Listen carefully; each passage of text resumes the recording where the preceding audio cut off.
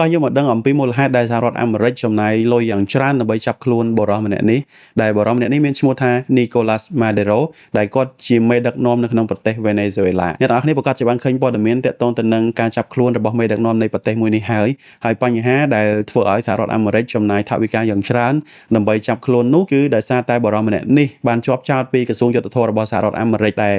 ចេញសេចក្តីប្រកាសកាលពីឆ្នាំ2020នោះថាបុរសម្នាក់នេះគឺជាមេភេរវកម្មគ្រឿងញៀនដែលគាត់បានបើកដៃឲ្យក្រុមម្យ៉ាងដែលក្រុមនោះគឺមានមូលដ្ឋាននៅក្នុងប្រទេសកូឡុំប៊ីហើយយើងនិយាយអំពីប្រទេសកូឡុំប៊ីបន្តិចតាក់ទងទៅនឹងប្រទេសកូឡុំប៊ីបងប្អូនប្រកាសជាដឹងហើយថាប្រទេសមួយនេះគឺ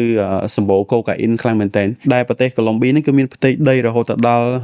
253,000 ហិកតាសម្រាប់ដាំយកស្លឹកកូកាហ្នឹងយកទៅចម្រាញ់ធ្វើកូកាអ៊ីនបើយើងគិតវិញមួយឆ្នាំគឺប្រទេសកូឡុំប៊ីគឺអាចផលិតបានកូកាអ៊ីនរហូតដល់2664តោនឯនោះអ្នកទាំងអស់គ្នាហើយក្រុមដែលដាំដើមកូកានិងបំលែងទៅជាកូកាអ៊ីនដើម្បីចែកចាយនោះគឺជាក្រុមមួយដែលមានឈ្មោះថា Revolutionary Army Force of Colombia និយាយពីក្រុមនេះបន្តិចតើតើនឹងក្រុមនេះគឺជាក្រុមអូទៀមមួយដែលក្រុមនេះមានទីតាំងឈរជើងនៅក្នុងតំបន់ព្រៃភ្នំហើយមានអាវុធអីជាច្រើនក្រុមនេះគឺមានគ្នាច្រើនខ្លាំងមែនទែនលក្ខណៈថាក្រុមនេះក៏ហ៊ានស្របច្បាប់ដែរនៅក្នុងប្រទេសកូឡុំប៊ីហ្នឹងដោយសារតែក្រុមនេះនៅពេលដែលលក់កូកាអ៊ីនបានលុយនោះគឺបានទិញ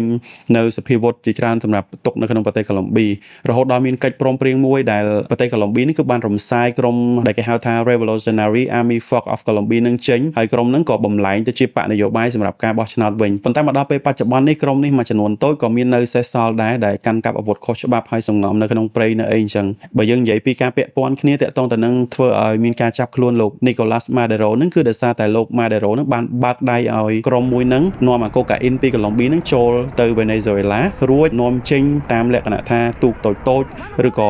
យន្តហោះ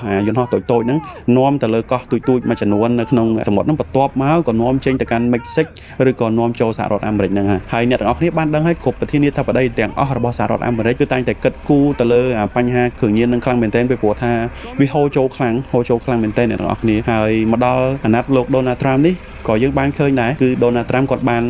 ចាប់ខ្លួន